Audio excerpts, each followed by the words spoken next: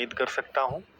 और UPSI exam यही एक बड़ा क्वेश्चन है और मैं इसके लिए कहता आया हूँ कि इसकी डेट किसी को भी नहीं पता।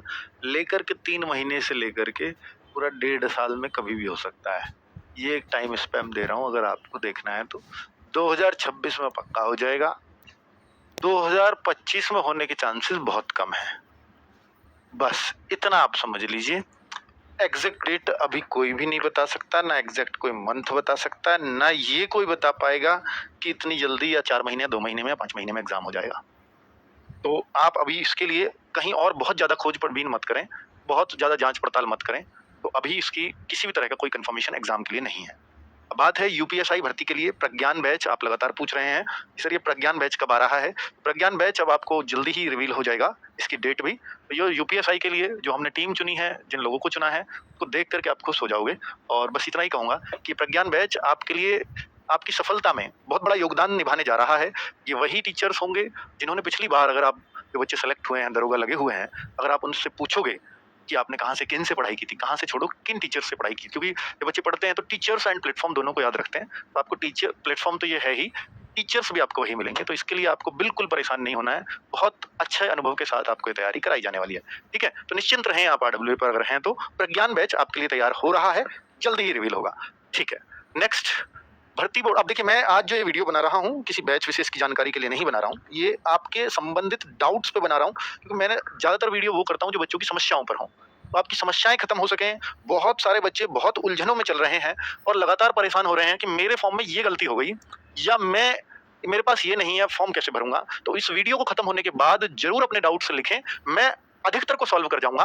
फिर भी अगर आपका फॉर्म भरा है तो भी बता दें इस वीडियो के नीचे कमेंट में, नहीं भर पाए हो भी तो भी बता दें। वैसे इस वीडियो को देखने वाले लोग या तो वो होंगे जिन लोगों के फॉर्म में अभी कोई गलती हो गई होगी, या जिन्हें कुछ डाउट होगा, या वो कि जो इस डर से फॉर्म नहीं भर रहे हैं कि ये कर दिया तो फिर क्या दिक्कत हो जाएगी। मैं उन सारी उलझनों को दूर कर जाऊंगा इस वीडियो के माध्यम से।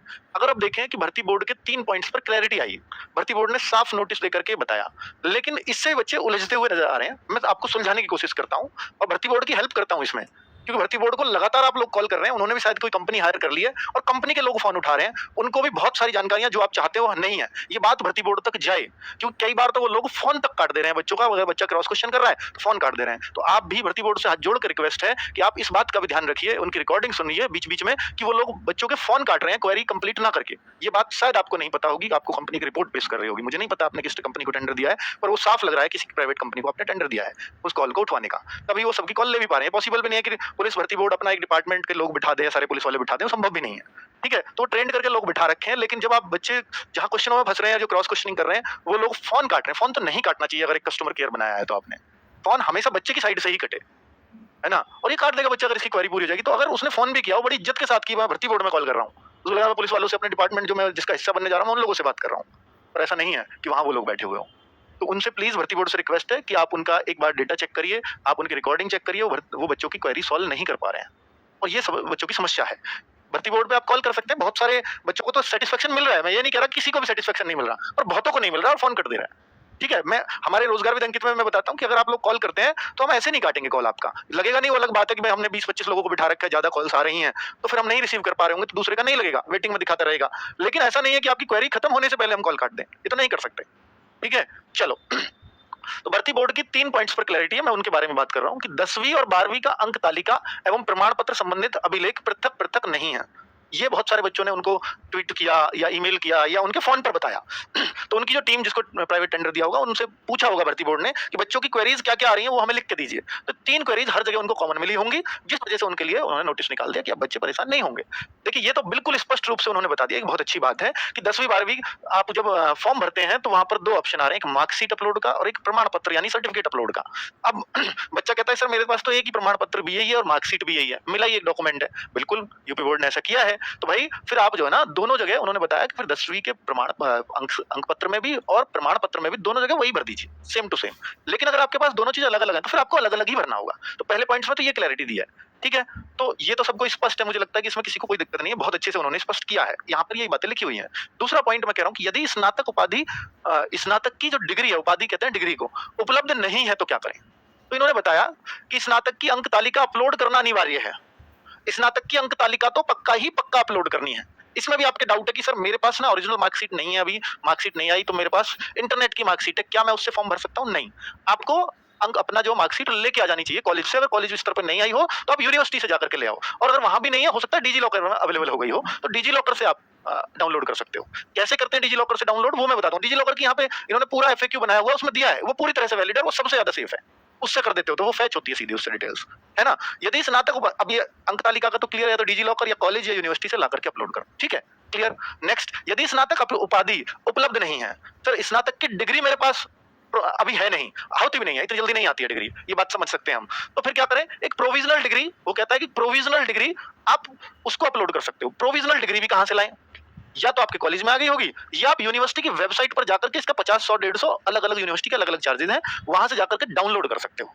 और वहां भी नहीं है तो डिजी लॉकर पे भी अपलोडेड है, तो डिजी लॉकर से भी ले सकते हो, वो भी पूरी तरह से वैलिड है, ठीक है। डिजी लॉकर का ऑप्शन बाद में बताऊंगा। तो आप अभिलेखों की समीक्षा और शारीरिक मानक परीक्षण के समय, कह रहा है फिर जब आपकी ओरिजिनल है ना, तो उस टाइम पे दिखा देना जब आपका मानक परीक्षण होगा। बहुत सारे बच्चों का एक और भी डाउट है कि सर हमने तो दोनों जगह ना स्नातक की अंक तालिका ही अपलोड कर दी है, तो क्या फॉर्म रिजेक्ट हो जाएगा? 100% नहीं होगा, मतलब आपका एडमिट कार्ड आएगा, और फिर जब ये डीवी में बात होगी तो डीवी में जाकर के दिखाओगे तो वो तब भी मान्य होगा। पर अगर आपने फॉर्म, अगर जो बाकी अदर ऑप्शन है पहले उन पे काम करिए। ये तो लास्ट ऑप्शन है कि दोनों जगह अंक तालिका आपने अपलोड कर दी, ये लास्ट ऑप्शन है, तो लास्ट में ही रखिए। पर ऐसा कोई दिक्कत वाली बात नहीं है कि आपका कॉल लेटर ना आए या आपका एडमिट कार्ड ना आए, ऐसा नहीं होगा, फॉर्म पूरी तरह से एक्सेप्ट ही रहेगा। नेक्स्ट, महिला अभ्यर्थियों को आरक्षण के लाभ हेतु जाति प्रमाण पत्र पिता पक्ष से प्रस्तुत करने के संबंध में, बिल्कुल। तो भाई ये क्लैरिटी और दी है इन्होंने। तीसरा पॉइंट, डिग्री का क्लैरिटी हो गया, 10, 12 का अलग अलग मार्कशीट का क्लियर हो गया। और महिला अभ्यर्थियों को बहुत दिक्कत थी, वो कह रही थी सर पिता पक्ष से बन नहीं रहा है, क्या मैं पति पक्ष से बनवा करके, ससुराल से बनवा करके, यहाँ का पटवारी आराम से बना दे रहा है, तो मैं उसको ना अपलोड कर दूं, क्या दिक्कत है? ये ना भर्ती बोर्ड ने एक गलती की है बड़ी, स्पेशली इसमें ओबीसी वाले बच्चे सबसे ज्यादा परेशान है, क्योंकि आपने 1 अप्रैल के बाद का मांग लिया। इसको मांगने की क्या जरूरत थी? पिता पक्ष के सब 3-3, 4-4 साल, 5-5 साल पुराने रखे हुए थे और चलते हैं सब जगह। आप कब से इसमें भी फाइनेंशियल ईयर का मांगने लगे? इसमें जरूरत ही नहीं होती, ये गलती की है। ईडब्ल्यूएस वाला तो चल जाता, कभी नहीं मांगा गया ऐसे कि आपको ओबीसी भी उसी फाइनेंशियल ईयर का देना होता है 1 अप्रैल के बाद का। ये गड़बड़ हुई है, अब ये हुई है, तो इसलिए लड़कियां बहुत परेशान है जो शादीशुदा हैं स्पेशली। तो वो क्या करें? तो हमने ये भी पढ़ा, ये लेटर इसमें लिखा हुआ है कि यूपी की जितनी भी भर्ती हैं उन सब में अब पिता पक्ष का ही जो है, ससुराल पक्ष का नहीं चलेगा, पिता पक्ष का ही लड़कियों को बनवाना पड़ेगा, ये उसमें लिखा हुआ है। उसको पढ़ा तो जाकर के, तो भाई अब आपको ये हर हाल में करना होगा कि महिलाओं को, जो फीमेल्स हैं, वो अपने जाएं, अपने जहां से वो बिलोंग करती हैं अपने पिता की तरफ से, वहां जो तहसील होगी उसी में अपना प्रमाण पत्र बनवाएं। और अगर वो ना बनाए, बहुत सारे लोग कह रही हैं, बहुत सारी लड़कियां को हमें कॉल्स भी आ रहे हैं, मैसेजेस भी आ रहे हैं कि सर वहां से वो बना ही नहीं रहे हैं, वो कहते हैं अब आपके पति पक्ष से बनेगा। तो आप उनको ये लेटर जरूर दिखा देना, ये ऑफिशियल लेटर भी है शासनादेश। जब आप शासनादेश देश को दिखाएंगी तो उसको कोई झुठला नहीं सकता। भर्ती बोर्ड को वो एक बार को मना कर सकते हैं, भाई हमें नहीं मतलब भर्ती बोर्ड से, लेकिन शासनादेश को वो मना नहीं कर सकते। आप इसका हवाला दीजिए, शासनादेश इसको पढ़िए, आप पढ़े लिखे लोग हैं, आप सब इंस्पेक्टर की तैयारी करने जा रहे हैं, तो आप इस शासनादेश का हवाला दीजिए, 17/12/2024 का शासनादेश पढ़िए कि लड़कियों को किस तरफ से चाहिए होता है, तब बात करिएगा कि पति पक्ष से बनवाना है। वो बिल्कुल मना नहीं कर सकते। आप सीधे तहसीलदार पे जाइए, तहसीलदार नहीं सुनते, एसडीएम नहीं तो डीएम है, बिल्कुल बनेगा, 100% बनेगा। उनको अपनी मजबूरी बताइए, मुझे इतनी जल्दी चाहिए, ठीक है, और वो आपकी मजबूरी समझेंगे, क्लियर। तो ये एक तरीका है, तो आप थोड़े से जागरूक बनिए और थोड़े एक्स्ट्रा प्रयास करने पड़ेंगे, हर चीजें बैठे बिठाए नहीं होती। तो किसी डिग्री की जगह फाइनल, हाँ, तो ये मैंने आपको सारे पॉइंट्स पे जवाब दे दिया। हाँ, डिजी लॉकर है डिग्री, प्रोविजनल डिग्री कैसे प्राप्त करें, प्रोविजनल का बता दिया, डिजी लॉकर से कैसे प्राप्त करनी, डिजी लॉकर पे एक अकाउंट बनाना पड़ता है, वहां से सीधे डिटेल्स आपको मिल जाती है। अगर आप चाहते हैं कि सर ये कैसे हम डिजी लॉकर से कैसे हम अपनी डिटेल्स फेच कर सकते हैं, वहां से कैसे अपलोड कर सकते हैं, या प्रोविजनल कैसे प्राप्त कर सकते हैं, तो इस पे मैं एक वीडियो बनवा दूंगा, शिवम सर ले आएंगे उस पे वीडियो। तो डिजी लॉकर और प्रोविजनल दोनों को समझा देंगे कि आप कैसे प्राप्त कर सकते हो, तो इतनी हेल्प मैं करवा दूंगा आपकी, ठीक है, तो जिससे आपकी परेशानी ये भी बच जाएगी। ठीक है, देखिए ये वो शासनादेश है जो 17/12 जिसका ये जिक्र करते हैं 2014 का। ये इसमें क्या क्या कंडीशंस हैं, अगर आपको वो नहीं मिला है तो उसकी कंडीशंस ये हैं, आप इनको पढ़ लीजिए एक बार, ठीक है। ये मैंने इसमें एक और नया पॉइंट ऐड करवा दिया है जिससे कि आपको क्लियर रहे कि इसके कंटिन्यूएशन में, ठीक है। ये उसी के पॉइंट है कि महिला आवेदिका जो SC ST OBC, तब तक चलो ईडब्ल्यूएस नहीं था 2014 में, इसलिए ईडब्ल्यूएस का जिक्र नहीं है, वरना ईडब्ल्यूएस भी रहेगा, का लाभ लेना चाहते तो उसी जाति प्रमाण पत्र की प्रति प्रस्तुति अपलोड करनी होगी जो उसके पिता के नाम से जारी हुआ हो, यानी उस पर डॉटर ऑफ होना चाहिए, यानी पुत्री होना चाहिए, पत्नी नहीं, ठीक है। पति पक्ष या ससुराल पक्ष से जारी कोई भी जाति प्रमाण पत्र इस प्रयोजन के लिए मान्य नहीं है, बिल्कुल इस शासनादेश में लिखी हुई है। तो आप ये पढ़वाओगे उस पटवारी को जो नहीं बना रहा आपका, तो कैसे मना कर देगा वो अनपढ़ लोगों को ही तो पागल बनाते हैं ना भाई। वो आप पढ़े लिखे लोगों, आप ये सारी चीजें उनको दोगे, भला वो मना कर दें? ऐसा हो ही नहीं सकता। सभी भर्ती संबंधी प्रपत्रों जैसे ऑनलाइन आवेदन, दस्तावेज सत्यापन या शारीरिक मानक परीक्षण में यही प्रमाण पत्र स्वीकार किया जाएगा, पिता पक्ष वाला ही। ये क्लैरिटी उसने दी है, ठीक है। इसमें भर्ती बोर्ड की बहुत गलत बात नहीं है कि वो पिता पक्ष का मांग रहा है, क्योंकि यूपी का ही शासनादेश है ये, ठीक है, तो इसके लिए भर्ती बोर्ड को जिम्मेदार नहीं ठहराया जा सकता। तो मैं जेन्युइन बात बता रहा हूँ, इसको तो भर्ती बोर्ड फिर शासनादेश नहीं मान रहा अगर वो पिता पक्ष की बात नहीं करता तो, या पति पक्ष का ले लेगा तो फिर वो शासनादेश के खिलाफ चला गया भर्ती बोर्ड, जो नहीं जा सकता, शासन सबसे ऊपर है। ठीक है, अभी कुछ लड़कियों को ये डाउट हो गया, स्पेशली जो जनरल की लड़कियां हैं उनके लिए बता रहा हूँ, जो जनरल या अदर स्टेट की जो गर्ल्स हैं, उनको मेल हो या फीमेल हो, उनको ना जाति की जरूरत पड़ती है ना मूल निवास की जरूरत पड़ती है। नहीं बनवाना आपको, इसमें लिख दिया ना महिला अभ्यर्थियों के लिए पिता पक्ष की जाति प्रमाण पत्र जरूरी, महिला इसमें ऐसा लगा उनको कि सभी महिला आ गई, नहीं। जनरल या अदर स्टेट, चाहे महिला हो चाहे पुरुष हो, उनको किसी भी जाति या मूल निवास की आवश्यकता नहीं होती। आपके सर मूल निवास की तो पड़ सकती है भाई, अदर स्टेट भी तो जनरल में ही काउंट हो रहे हैं, तो फिर मूल निवास का अर्थ ही क्या रह गया? मूल निवास यही तो देखा जाता है कि आप यूपी के हो या नहीं हो, तभी आपको आरक्षण दिया जाएगा, आपको आरक्षण मिलेगा। ईडब्ल्यूएस में तो मांगा जाएगा लेकिन जनरल में नहीं, तो इसलिए फिर मूल निवास का कोई अर्थ नहीं है। तो इसलिए दोनों के लिए एक जैसी ही कंडीशन है। पिता पक्ष से जाति प्रमाण पत्र क्यों बनवाता है, ये शासनादेश क्यों निकला होगा, इसका एक कारण बताता हूँ। 2014 से पहले ऐसा नहीं होता था, इसका एक कारण बताता हूँ। मैं पहले भी वीडियोस में बता चुका हूँ औरों में, कि जैसे कोई लड़की है, शर्मा लड़की है, या मैं कहूंगा जनरल कास्ट की लड़की है, और वो एससी कास्ट के लड़के से शादी कर लेती है, फीमेल है और ये मेल है, तो इससे अगर उसने शादी कर लेती है तो फिर ये सोचती है कि अब तो मैं एससी कास्ट में आ गई हूँ, तो एससी का फायदा मैं भी लूंगी यूपीएसआई की भर्ती में। तो जबकि जो ये पली बड़ी है, ये तो एससी के इसने दुख दर्द तो नहीं देखे, तो इस वजह से इसको तो एससी का फायदा नहीं मिलना चाहिए।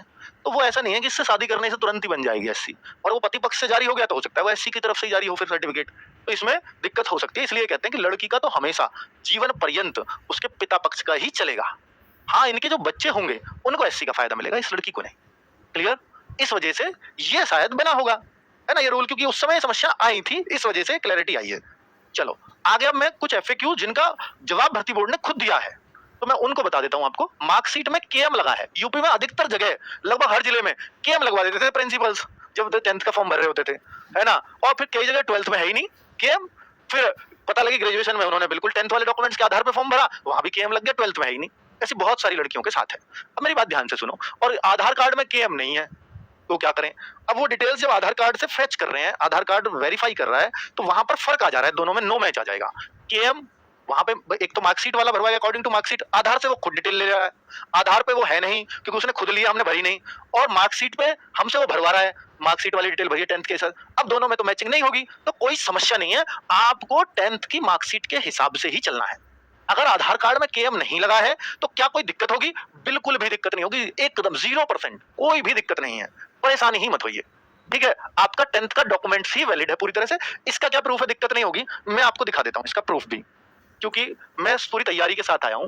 देखिए ये तो सबमिशन में कोई जरूरत होगी, मैं इसको बता देता हूं। ये है एक पॉइंट, हाँ, अभ्यर्थी के आधार व मैट्रिकुलेशन हाई स्कूल के विवरणों में भिन्नता होने की स्थिति में क्या प्रक्रिया होगी। ये बिल्कुल वही पॉइंट है जो आप चाहते हैं। हाँ, अब ये भर्ती बोर्ड ने जवाब दिया है कि भाई दो केस हैं इसमें, अगर आप डिजी लॉकर से कर रहे हो प्राप्त मैट्रिकुलेशन और डिजी लॉकर, तो फिर तो कोई चेंज पॉसिबल है ही नहीं कि भाई आप, क्योंकि डिजी लॉकर से तो वो खुद उठता है, वहां एडिट का ऑप्शन नहीं आता। लेकिन अगर आप हाई स्कूल डिजी लॉकर से प्राप्त नहीं किया गया है तो अभ्यर्थी पंजीकरण प्रक्रिया के दौरान इसमें अपेक्षित संशोधन कर सकता है। यदि आधार और मार्कशीट मैट्रिकुलेशन वाली या हाई स्कूल वाली तो कोई विसंगति पाई जाती है, तो सत्यापन प्रक्रिया के दौरान जब डीवीपीएसटी होगा तो इसकी पुष्टि गहन सत्यापन अथवा सहायक अभिलेखों के साथ बस ये पुष्टि किया जाएगा कि ये जो केएम है और ये जो बिना केएम वाली लड़की है, ये आप ही हो या कोई और है। और जब आप ही हो तो ये नहीं कह रहा बाहर कर दिया जाएगा, बस गहन सत्यापन होगा, थोड़ा सा और डिटेल में सत्यापन होगा। हो सकता है आप शपथ पत्र ले लें, एफिडेविट वगैरह ले लें, और तो कोई सपोर्टिंग डॉक्यूमेंट्स इसमें नजर नहीं आता। इसलिए आप परेशान इसमें मत होइए, ये बिल्कुल उन्होंने भर्ती बोर्ड का ही जवाब है। ये कहां मिलेगा आपको? ये यूपी बोर्ड की यूपी भर्ती बोर्ड की जो है ऑफिशियल वेबसाइट पर एक एफएक्यू दिया है, ओटीआर से संबंधित भी दिया है और फॉर्म से संबंधित भी दिया है। तो उसमें ये प्रश्न नंबर 6 है ना, जो उन्होंने खुद से बना के दिया है। तो इससे बढ़िया कुछ नहीं हो सकता भाई, ये बहुत क्लियर तरीके से उन्होंने दिया है। तो अब समस्या खत्म, ठीक है, खुश हो जाइए। ओटीआर आधार से कर दिया है, फॉर्म मार्कशीट से भरेंगे तो ओटीआर आधार से कर दिया, ठीक है, फॉर्म मार्कशीट से भरेंगे तो पिताजी का नाम अलग अलग है, तो दोनों में क्या करें भाई? पिताजी का नाम अलग अलग है, कोई दिक्कत नहीं है, आपको ना सारा काम मार्कशीट से ही करना है, चाहे वो आधार से थोड़ा बहुत अंतर भी आ रहा हो तो किसी तरह की कोई समस्या नहीं है। फॉर्म केवल मार्कशीट के हिसाब से, बाकी गहन सत्यापन हो जाएगा आपका डीवीपीएसटी के समय, निकाला नहीं जाएगा, उसकी चिंता आप मत करिए। ना फॉर्म रिजेक्ट होने वाला है, ना आप डीवीपीएसटी में बाहर होने वाले हो, क्योंकि अब ये तो दिक्कत आपके डॉक्यूमेंट्स में चल रही है। और अगर वो आप ही के हैं तो, और आपको पहले से पता है कि, तो आप भाई कभी भी आधार के हिसाब से मत चलना बस, ठीक है। मूल निवास कितना पुराना चलेगा, मूल निवास पे कोई वैलिडिटी नहीं होती, इस पे लिख के दे रहा हूं आपको, कितना भी पुराना चलेगा, कितना भी पुराना। दूसरा, अगर आपका एससी एसटी सर्टिफिकेट जाति का, ये भी कितना भी पुराना, ठीक है, कितना भी पुराना चलेगा। और मूल निवास क्लियर। अब जाति प्रमाण पत्र ओबीसी और ईडब्ल्यूएस वो 1 अप्रैल 2025 के बाद के और 11 सितंबर 2025 के पहले, इसके बीच के ही होने चाहिए बस। ठीक है, 5-6 महीने का ही है बस वो तो विंडो। तो इसका मतलब वो सबको बनवाना पड़ेगा। क्या करेक्शन डेट आएगी? भाई देखो, उन्होंने जो दिया है फिलहाल ये दिया है कि नहीं आएगी। उन्होंने जो पॉसिबिलिटी से मना किया है, उन्होंने कहा कि भैया पेमेंट करने से पहले आप संशोधन कितनी बार कर लो, कोई दिक्कत नहीं है। पेमेंट कर दिया और फिर फाइनल सबमिशन कर दिया तो फिर आप करेक्शन नहीं कर सकते। लेकिन ऐसा उन्होंने पहले भी कहा था और फिर डेट दे दी थी, करेक्शन विंडो खोल दी थी। अगर वो उदारवादियां थोड़ी ज्यादा बच्चों की समस्या है और बच्चे उनको लगातार ट्वीट या मेल या कॉल पे शिकायतें कर रहे हैं तो फिर वो खोलेंगे ही, ऐसा मेरे को लगता है। ठीक है, पर ये 100% बात नहीं है, पर वो खोल सकते हैं, ऐसी उम्मीद है। जिन्होंने भर दिया है वो एक उम्मीद तो जगी रहेगी उनमें, मुझे लगता है कि वो खोलेंगे। ठीक है, क्या? अच्छा, सेकंड पॉइंट, ग्रेजुएशन का रिजल्ट आ गया है, मार्कशीट नहीं मिल पा रही है। हाँ, रिजल्ट आ गया है, तो इसके लिए मैंने जवाब पहले ही दे दिया है कि भाई ये आपकी जो है ये मार्कशीट, जो ये इंटरनेट वाली मार्कशीट है, तो ये मार्कशीट ओरिजिनल नहीं मिल पा रही है। तो पहले तो जाओ आप कॉलेज, कॉलेज ना मिले तो यूनिवर्सिटी, कहीं से तो मिल जाएगी, मोस्ट प्रोबेबली मिल जाएगी। अगर यहाँ से नहीं मिलती है तो फिर जाओ आप डिजी लॉकर पे। आप कहो सर ये इंटरनेट वाली नहीं भर सकते, तो इसमें क्रमांक भी भरा जाएगा वहां फॉर्म में, और वो क्रमांक इस पे नहीं होता इंटरनेट वाली पे, फिर वो दिक्कत में आ सकते हो। फॉर्म रिजेक्ट नहीं होगा लेकिन डीवीबीएसटी में दिक्कत आएगी। तो इसलिए प्लीज कोशिश करना इन तीनों में से कोई सा ऑप्शन लेने की। ठीक है, हाँ आगे है, क्या करेक्शन डेट आएगी? तो मैंने इसका जवाब दे दिया। यूपी पुलिस में ट्रेनिंग कर रहे हैं, उत्तर प्रदेश राज्य के कर्मचारी में यस करें या नो करें? भाई उत्तर प्रदेश राज्य के कर्मचारी तो आप हो गए, यस कर दीजिए, कोई इशू नहीं है ना। उत्तर प्रदेश राज्य के कर्मचारी में यस हो जाएगा, कोई समस्या नहीं है, क्योंकि राज्य के कर्मचारी हो आप। नेगेटिव मार्किंग इसमें नहीं है, ये तो 100% है भाई, इसमें तो कोई शक ही नहीं होना चाहिए। आप क्यों सर नोटिफिकेशन में ना हाँ करिए ना करिए, अगर कुछ भी नहीं दिया हो तो नहीं होती, अगर होती तो नोटिफिकेशन में आता। ऐसा कोई नोटिफिकेशन बताओ कि जिसमें नहीं लिखी और बाद में कर दी हो, ऐसा नहीं होता। ठीक है, तो वो वाली टेंशन आप मत लो। एग्जाम की संभावना कब तक है, ये लगातार प्रश्न है। मैंने बोल दिया लेकर के 3 महीने से पहले तो होगा नहीं, और 2026 के दिसंबर तक संभावना बनी हुई है। उम्मीद है दिसंबर 2026 से पहले पहले हो जाएगा, ये उम्मीद है। रिजल्ट हो सकता है इलेक्शन के बाद आए, वो अलग बात है 27 की, लेकिन एग्जाम हो जाना चाहिए, पर बहुत जल्दी की संभावना नजर नहीं आती। ठीक है, दूसरे राज्य के बच्चों को कौन सा प्रमाण पत्र चाहिए? कोई सर्टिफिकेट की आवश्यकता उनको नहीं है, अपने 10th 12th ग्रेजुएशन डिग्री वगैरह वही चाहिए बस। उनको ना जाति ना मूल निवास किसी तरह का कोई प्रमाण पत्र की आवश्यकता नहीं है।